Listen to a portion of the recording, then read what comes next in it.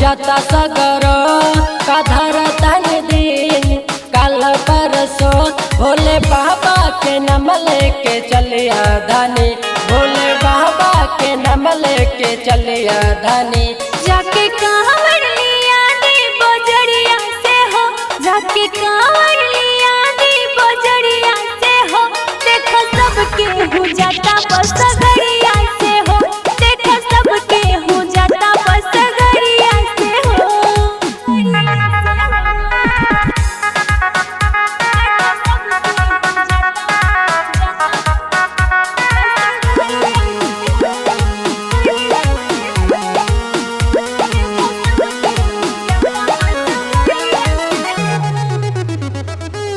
पैसा रुपया कुछ ज्यादा ना लागी ही, मन में तू भक्ति जगाला ना हो।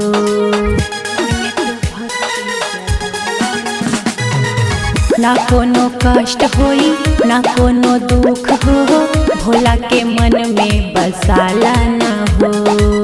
लगाता लेट कराही देबा हो, एहो टाइम से गाड़ी बछोराही देबा हो। खुश हो खेल बाबा अरजिया से हो, खुश हो खेल बाबा अरजिया से हो।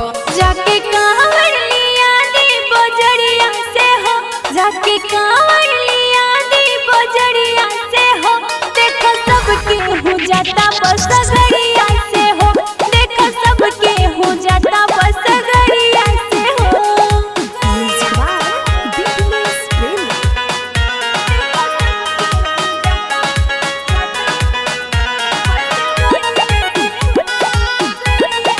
रिदम रिकॉर्डिंग स्टूडियो ट्रैक्टर मुँह के है चली न सहंगे है, एक साथे जलवा चढ़ावे के हो।